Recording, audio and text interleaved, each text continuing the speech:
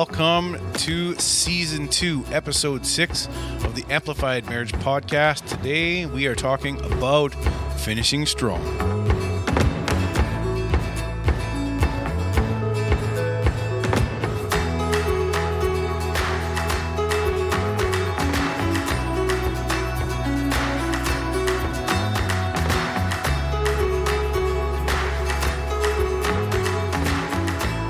Welcome to another episode of Amplified Marriage. I'm Natalie. I'm Brian.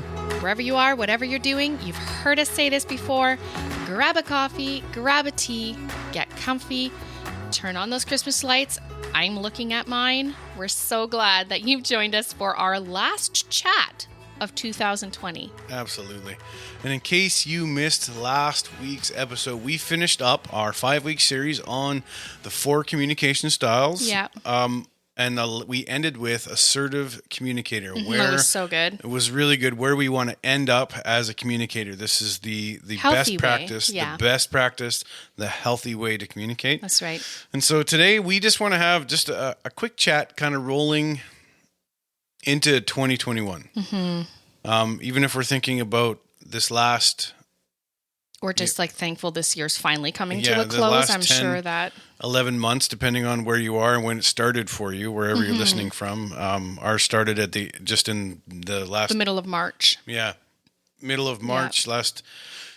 So we've had our on and off and our ups and downs since March, and so I mean, going into this, we know that it's a little bit different, and we keep saying this with people. So we're all in the same storm. We're in the COVID storm, the pandemic storm, whatever you want to call it. But we're in different boats. Yeah. Circumstances are different. Your relationship may be different. Your kid's situation may be different. The way your city or your town or your country or your state or your wherever you are, the way they did school may look different. The way they opened up their churches may be different, or the way they opened up their grocery stores may be different than ours. But we're all in the same storm. Yeah. And so we want to talk about that. Kind of having a perspective shift, maybe going from 2020 into 2021. Yeah. Right? And how do you, maybe you've not even thought about this, how do you finish strong as a married couple in a year that has been vastly different from any other year? And I mean, in our own experience of 19 years of marriage, we've not had a year like this ever. Right. And how have you thought this year has been? Like, if we were to look back and the last 11 months, just kind of give like a 4-point or a short, how do you think it went? A brief monologue? A brief monologue. Well, being here, we're in Canada, and so each province deals with things differently. Right. And so I have to say it's not been as ridiculous or as awful as I thought it was going to be. Right. I am a type of person that does not enjoy change of any sort unless I'm behind the change. And so for that, I didn't know quite how I would respond to things being shut down. I think I got really irritated with the toilet paper hoarding people. So if you're a toilet paper hoarder, totally not cool. And because we live with your 90-year-old grandma, like there was things that she couldn't even access because of people panicking. Yeah. So there were irritances, but on the whole, I'm grateful that you were still employed. Mm-hmm. And while I have 2 jobs, my one job was gone. But you had 2 jobs after. Yeah, like in the last 4 months. Yeah, like my other job, I teach vocals, and so that was able to continue. Yeah. It looks funny. Then it looks a lot different with all the protocols and stuff like that, but I'm so grateful that we're still able to do that, right? With all the face shields and things like that. So it's on that scale of things, I'm so incredibly thankful that we've had employment. Right. So there's not been that stressor at this point. And then in that place, I think we've been really challenged on how we can be a blessing to others in our community that might have a different story. And so I'm grateful that we could be an extension and be a blessing to someone who's been in need as far as like the financial side of things. Personally, I have loved having you home.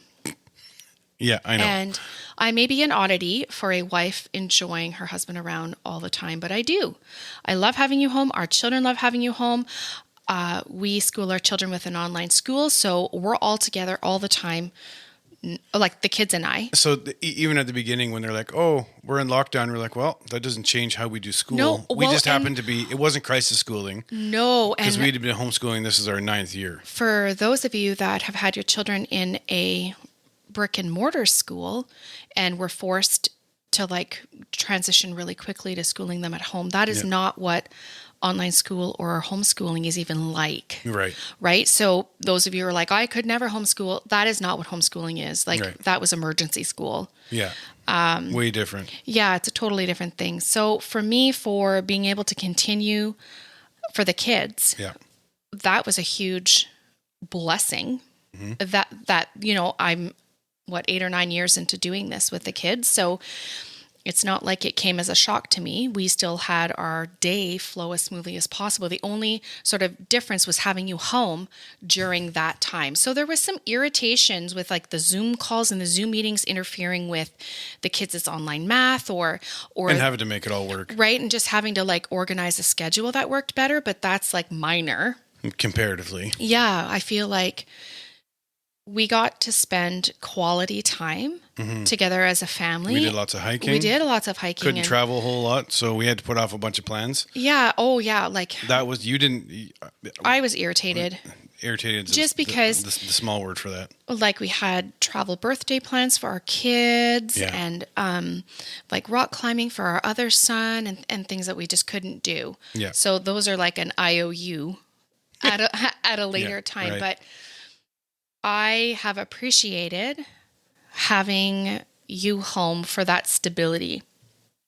Right. In just dealing with, you know, bickering children or whatever it might be. And even just for us to communicate more often throughout the day than it would be like when you're at the office. Yeah. And it was funny because someone asked us, because in this time, we've started the podcast, which is something that we didn't think that we were ever going to do. And we just started the podcast, and it's been actually really quite successful in the fact that people are getting our content is really what we wanted, to be able to help couples in this time when we couldn't actually meet face to face or even do groups like we were doing through church. We were doing marriage groups and grow days and things like that, where we bring couples together and we teach and we do that. We couldn't do any of those things.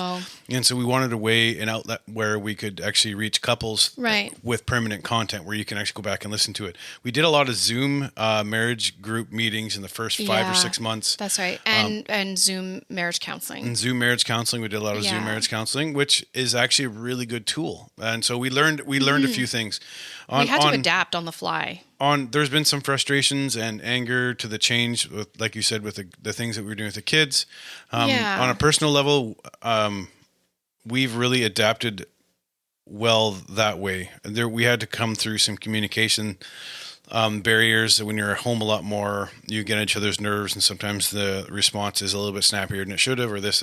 Right, because, you know, even though we communicate fairly well now in our marriage, you were still going to work from 8 to 4:30 every day. Well, 8 to end with breaks. And do you know what I mean? Like ours looked completely different. Yeah. So you'd come home and it was the schedule that we were used to. And so having you home was a shift in that schedule. So we had some discussions that we had to have on how to make it work so that the kids' day wasn't lacking as far as their schoolwork and as far as extracurricular things that we were able to do. Yeah. And that, you know, you weren't irritated in a Zoom call with like a kid running down the hall or whatever. Which is what happened. Right? Numerous times. I mean, inevitably. Yeah. Right. One of our pastor, our leader would be like, so What was that noise in the background? Oh, nothing. It's just one of the kids screeching at the other one because they stole his pencil. Like something weird, dumb like that. So we had to do a lot of change on the fly, and it actually gets really exhausting. You know, like on a level of Natalie and I and our family, we're probably the closest we've ever been. Yeah. And I can speak for a lot of families that actually went that way. Yeah. Right? Where they got, but I'm a pastor, and so on a church level, it has been the most up and down roller coaster.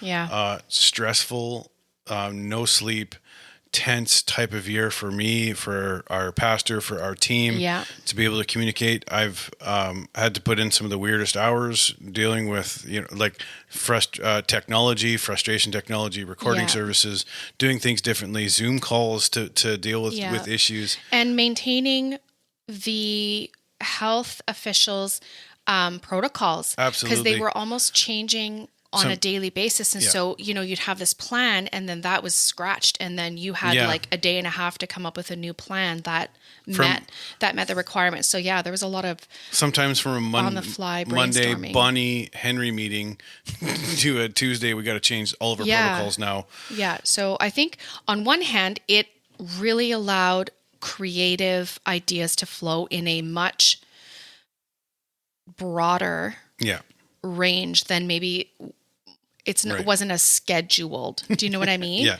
Like, I think we were able to, as a church team, really creatively look at how can we do things differently. Right. How can we make our online presence more engaging and really think outside the box? So I think that was a good thing. Yeah. And it was also the same for you. I roll with the punches fairly well. I have for a long time. You do not. And I think this year, if anything, has made you more flexible. Oh yeah, I know you said that with such incredulity. You're like, more flexible? Yeah, you've become actually a lot more flexible than I've seen you ever in the years we've been together. Well, that's a win for 2020. see, that's not just a win for you. That's a win for me. It saves us less arguments and discussions about things. I'm like, we can just do this. Because I'm a very much I see what we can do, and I can see the things that'll go wrong and the things that'll go right, all within a short period of time. Like a decision to go forward, you're like, no, I need to have everything planned out 1 to 200 points just to make sure everything is going to go smooth. And so I think that's a win, and I'm happy about that. Yeah. And so we do know that our reality is going to be different than someone else's. Yeah. We have friends that they've lost their jobs. We've had couples that have, in this time, that we know that are struggling and are close to breaking up. We know people that have lost their homes. People that have lost their homes. There's been people in the hospital that they can't. Yeah. So whatever your story is, man, we want to be able to carry that with you and bear that burden with you. That's right. We know this year hasn't been the easiest, and so we want to leave you with 3 or 4 things about finishing strong this year. And how, in the midst of these uncertain circumstances, right? How does one even wrap their mind about finishing strong when we're all like, can we just be done? Like, we want to be done. We just want to sweep, go to sleep and then wake up and it's a whole new year. And that's great, except that I think there's some nuggets, or there's some real learning opportunities that this year has brought about. Great. And so the one of the first things is that we learned right at the beginning of all this is we had to shift our perspective. That's a hard one. And it really is a tough one. And whatever your New Year's resolution is we want you to stop what you're doing wherever you are. Yeah. Even if you're sitting here right now listening with your spouse or your boyfriend or your girlfriend or your fiance, we want you to stop what you're doing, look at whoever you're with, that's your partner, and just decide that they are for you and not against you. That will save you. Right now, you could be 25 years into marriage and you just feel everything that your spouse or your partner is doing is against you. Yeah. You could be very early in your relationship and you still think that they're for you. And I want you to keep that perspective, because at the beginning of good, healthy, and in the midst of everything, if you can believe that your spouse is for you, man, it'll change. It's a game changer in your relationship. Yeah. Right? And I think we spent a lot of years fighting each other on that very thing instead of taking a step back and choosing. I think we got there. We got to that place where we chose each other. Didn't it seem like there was like 14 years of just, there was some really good times. We had a lot of really, after the first few years were finished. Yeah. There's some really good times, but it just seems like we were fighting each other all the time. Like on little things that I always felt like if I bring up this up to her, she's going to be like, that's the dumbest idea. And there's sometimes you're like, Brian, that's a really dumb idea. Yeah. And you're like, you're right. Now that I said it out loud, it really is stupid. Yeah. But I think we spent a lot of time just being at odds and fighting instead of being for each other. It always seemed like we were against each other until we finally just were like, no, we can't do this. Yeah. This isn't working. Let's shift our perspective and how we're going to approach each other. That's right. And shift your perspective and how you're going to communicate. Yeah. Because if something isn't working, and this is the point that we had to get to, was clearly the way that we were communicating wasn't working.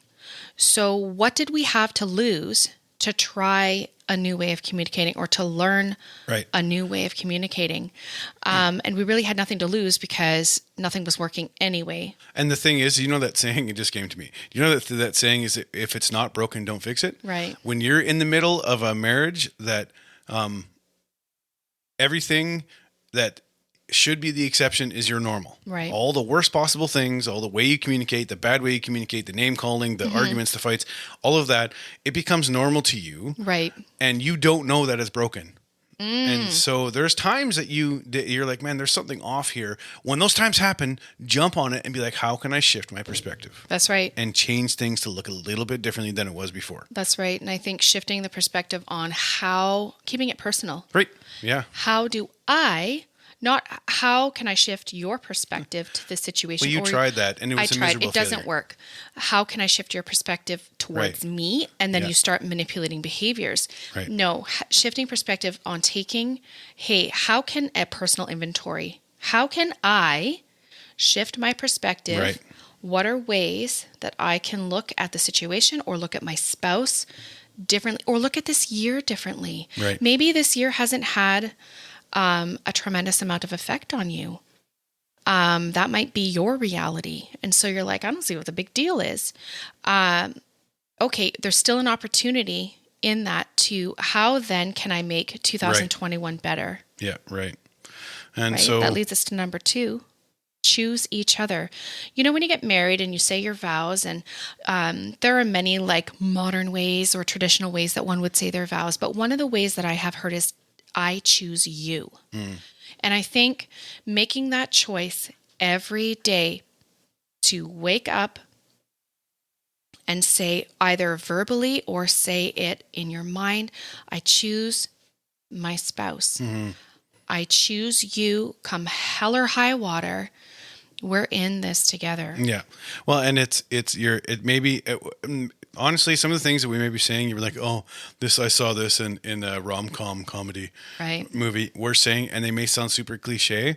This is one of those times where if it's not broken, don't fix it. These are real things that actually are working. If you change your perspective, shift your perspective, and realize that they are not against you, they are for you, that you're going to actually choose this relationship. You're going to choose to not let your friends, your toxic friends, if you have toxic friends, or the ones that are speaking in the background that are like, oh, you can do this better, or they're bad like this.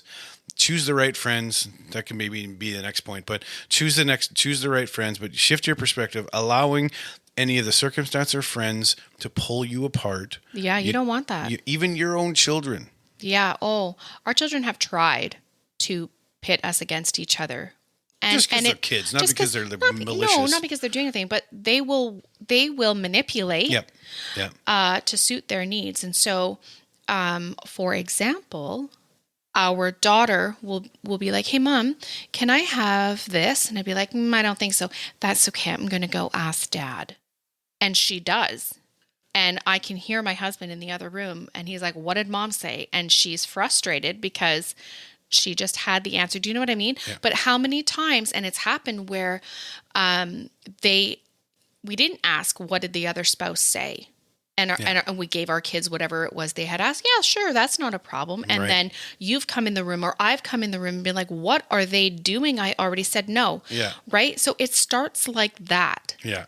Right. Right? Of just making sure that you're, whether it could be family members who are just not speaking life into your relationship. And so being able to choose each other regardless of the circumstances, regardless of what you've done to me.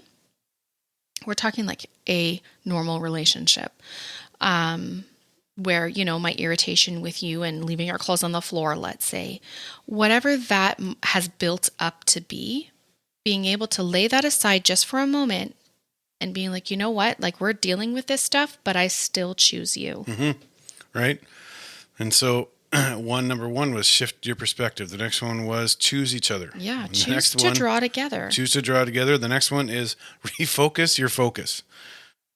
So ask yourself, where has my focus shifted that I need to refocus it back on what actually matters? And the reason that we add this in like this, or say it like this, is that there's two things that came to mind. One is distraction equals destruction. That's good. If your needs aren't getting filled by your spouse because you didn't communicate them, you're not talking to each other right, or just even if you're in a healthy place but things are just not going out the way, what can easily happen and what can get thrown in front of you is that someone else of the opposite sex can come in and fill that emotional need temporarily. That's right. And so that's how, and it happens gradually and easily, and you begin to have an emotional affair, which could possibly down the road lead to a physical affair. Yeah. But if you're distracted because you didn't shift your perspective, you didn't choose your relationship, and that's where your focus really is. Yeah. And we're asking, say, if you look on the other side of the grass and you think that the grass is greener over there, we say you need to water the grass that you have. That's right. That's a clear indication. If you are filling that void through someone else's affirmation or through something else that provides affirmation, right, that should be a clear indicator that you need to refocus your focus. Right. And the other thing that is that distance creates distortion. Yeah. If we're distant from our spouse, the things that they do, they say, they mutter, that it'll be distorted because our view is already skewed because we're not in an intimate, close building relationship with each other. We're not choosing each other. We're not willing to shift our perspective. We're not focused. We're just letting distance and distraction create destruction for us. That's right. So what does that look like to refocus your focus? Refocus your focus? Yeah. You got to double down, and like, here's the thing. Is if you are surrounded by good friends, one of your friends should say to you, where's your focus right now? Right. Because I see you talking to Emily in the break room. Yeah. Or who are you texting all the time? Right. Or what's the email going out? Or when your wife says, where were you? Yeah. Why didn't you come home at 6 like you said? You came home at 8:30. That's it. Maybe. Yeah. Or I hear that you're always talking down about your spouse. Yeah. Or the other thing is that the real truth could be that you're not having an emotional affair. You're just in such a place with your spouse that you're just not coming home because it's easier to be out than it is to come home. Yeah. And I think early on in our marriage, that was your go-to was like, because you knew it was going to be 1,000,000,001 attitudes when you got home. Yeah. And because I felt justified to know like what you were doing, and you were just like, it's just better to work long hours because it's quiet. Right. Right? Which doesn't help when you're trying to communicate and work through issues. But I was just going to give a practical way, that just one idea for focusing on the spouse. So for us, it required my refocusing to start the process where it like was contagious, so to speak. Right. So I really saw you through a very dirty lens, and it was skewed, and it was, when you're looking through something that has spots and smudges, you don't see it clearly. And that's how I was looking at you. And I was so focused on all the things that you said you were going to do, but didn't do. And all the things that you didn't do right, and just on and on and on. And that really took root in my heart. And there came a point I had mentioned in the earlier podcasts where I really felt like God was speaking to me about not honoring you. And so I literally, here's my refocusing my focus. I prayed, and I was like, how can I love this man like I know I'm supposed to? No strings attached.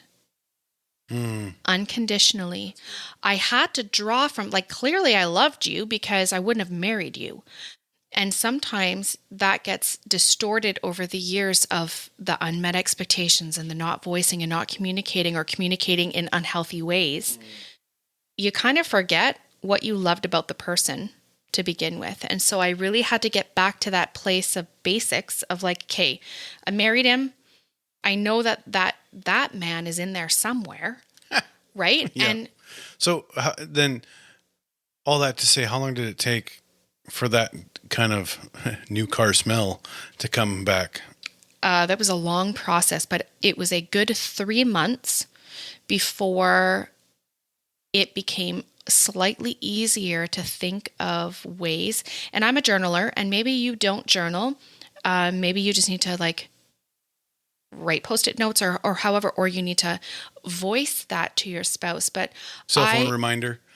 Yeah, I journaled, and I would text you. And I would text you 3 things that I loved about you. And let me tell you, it was so hard to think of 3 things that I loved about you, because I didn't want to just be like, you've got great hair, you've got beautiful blue eyes.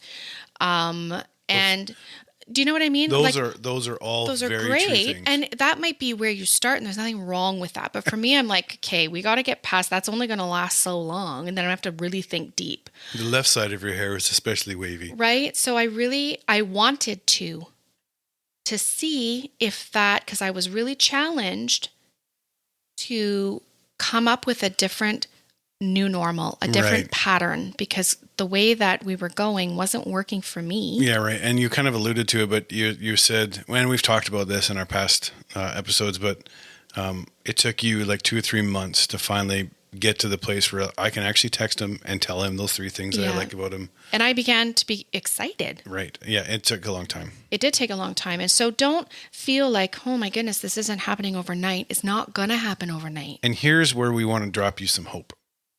We had a really terrible relationship, and wasn't abusive, like physically abusive. Yeah. I'm pretty sure I was a bit emotionally abusive. No, I know I was a bit emotionally abusive, possibly a little bit spiritually abusive, and we had to work through some of those issues. But there's hope in the fact that we barely communicated. Natalie spent her days crying. I spent my days angry. But we kept on choosing each other.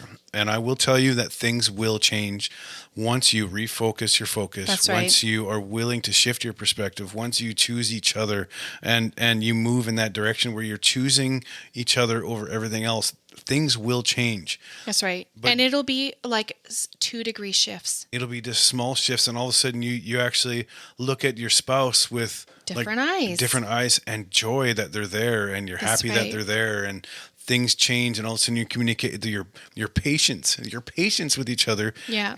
I am notoriously impatient, and I notoriously get frustrated with too many questions while I'm trying to do things. And I found myself getting more and more, and I'm not perfect. And I still sometimes I'm like, oh, just stop.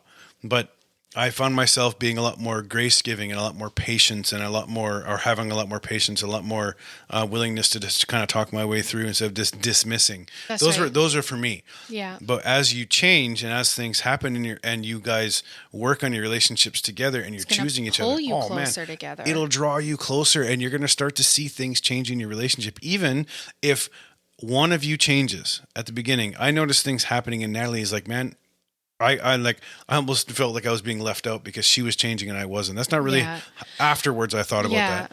But I was like, man, I love this woman and I want to keep moving forward. Yep. And I actually, when we were in Alberta, because my mind goes to like the worst case scenario. So this is how like another refocusing my focus was, if something happened to my husband on that particular day, yeah, how would I feel? Right. And that's really looking at my own self. Right. And then I began to process, if you died that day, how would I would miss you. I would feel guilty because, how much time did we spend arguing over minor things that we let fester into bigger things. Do you know what I mean? And right. What was the point? Right? Like I felt, and so this was the thought process that I went through, that I'm like, okay, like if he was taken off this earth, I would be absolutely devastated. So I still love you in that moment, where it's not like, oh well. Do you know what I mean? Like for us to come to that point, because I remember having that conversation with you and asking you, like, where do you want this to go? Like, I know in my heart where I want it to go, but again, like if you're like, we're done, yeah, then I'm going to have to work through that, because I wasn't done. Yeah. And I don't think I ever came to the place when we were done, even though I never voiced that. That you were done? Yeah. No, I don't, like, I mean... in your own heart? Yeah. I see. Never being like, I'm finished with this and I want a divorce. I think it came close when you almost left me, but it was never one of those things in my head. I was like, no, we're going to figure this out. Right. Even though at the time I'm like, I don't want to figure this out. She's really frustrating me. So what we're saying is that there's hope going into 2021. There is hope. I mean, this year wasn't a write-off. And I know we know a lot of people that are like, can this year just like where everything's just crap? But even those people can look and see the good. That's right. In the year. That's right. Right. Yep. And so we just want to say that there is hope going in 2021. And we also wanted to say, you know what? Thank you so much for listening. Thank you for being part of Natalie and I's journey. Yeah. On the last 11 months, we've done like 26 episodes now. We thank you for the emails, for the sharing on social media, for the topics that you sent to us. We just want to thank you. And so we have a big plan for next year moving forward. We're looking at, talking about some really tough topics like pornography in marriage, intimacy, sex, finances. Some of these things we've touched on, we want to delve deep. Adultery, emotional affairs, physical affairs. We want to talk about children and having kids in marriage and how that is very distracting sometimes. And trust and how that affects how you communicate and how you communicate your expectations. That's right. We also... Enneagram types. So at this point, Natalie is darn near a Enneagram specialist. She has done a lot of studies. She's led already a couple groups on this as to what we're doing. So she's very, very well versed in this. So we're going to be bringing that in and how that actually affects relationships. I wish we would have known the stuff earlier in our relationship, but that's a whole nother topic. That's right. We'll get there. These are just tidbits of some of the things we want to do. Just so you know, we have. Did we talk about finances? We talked about finances. We're bringing a couple. We have a few couples that have some amazing stories. Some testimonies that we want them to share with us and share with you about how they've overcome certain things in their relationships and how they did it. And just so you're encouraged and you're filled with hope that, yes. That if that's your reality, absolutely, that there's hope for you in that, because, you're not going to be able to relate with us on every single step of the way. Right? Because we've not walked certain things. And so we really feel it's important to hear from couples that have, we have a big year planned. And so we're so excited that you are going to continue following us on this journey. So again, you always hear us say, if you like this podcast, continue sharing, continue letting people know about the Amplified Marriage podcast. You can follow us on Instagram, on Facebook. If there is any topic or question or anything you would like us to discuss, you can email us at amplifiedmarriage@gmail.com. And as you have heard us say for the final time in 2020, that's right, we believe that your marriage can be reset, refreshed, recharged, and restored. Thank you so much for listening. And we wish you all a safe and healthy Happy New Year. Talk to you soon.